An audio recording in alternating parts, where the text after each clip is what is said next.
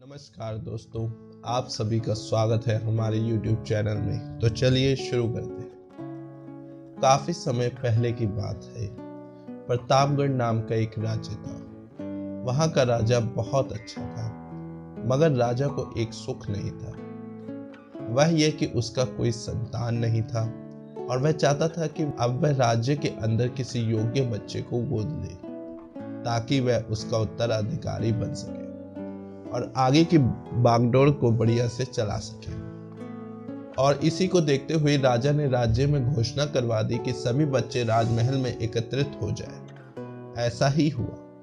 राजा ने सभी बच्चों को पौधे लगाने के लिए अलग अलग प्रकार के बीज दिए और कहा कि अब हम 6 महीने बाद मिलेंगे और देखेंगे कि किसका पौधा सबसे अच्छा होगा। महीना बीत जाने के बाद भी एक बच्चा ऐसा था जिसके गमले में वह बीज अभी तक नहीं फूटा था, लेकिन वह उसकी रोज देखभाल करता था और रोज पौधे को पानी देता था। देखते ही देखते 3 महीने बीत गए। बच्चा परेशान हो गया। तभी उसकी माँ ने कहा कि बेटा धैर्य रखो, कुछ बीजों को फलने में ज्यादा वक्त लगता है। और वह पौधों को सींचता रहा। 6 महीने हो गए। राजा के पास जाने का समय आ चुका था, लेकिन वह डरा हुआ था कि सभी बच्चे के गमले में तो पौधे होंगे और उसका गमला खाली होगा। लेकिन वह बच्चा ईमानदार था और सारे बच्चे राजमहल में आ चुके थे। कुछ बच्चे जोश से भरे हुए थे क्योंकि उनके अंदर राज्य का उत्तराधिकारी बनने की प्रबल लालसा थी। अब राजा ने आदेश दिया, सभी बच्चे अपने अपने गमले दिखाने लगे, मगर एक बच्चा सहमा हुआ था क्योंकि उसका गमला खाली था। तभी राजा की नजर उस गमले पर गई। उसने पूछा, तुम्हारा गमला तो खाली है।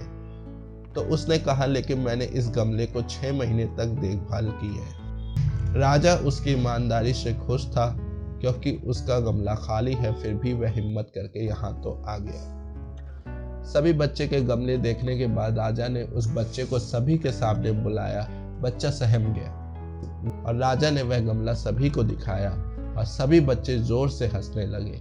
राजा ने कहा, शांत हो जाइए, इतने खुश मत होइए। आप सभी के पास जो पौधे हैं वो सब बंजर हैं। आप चाहे कितनी भी मेहनत कर लें, उससे कुछ नहीं निकलेगा। लेकिन असली बीज यही था।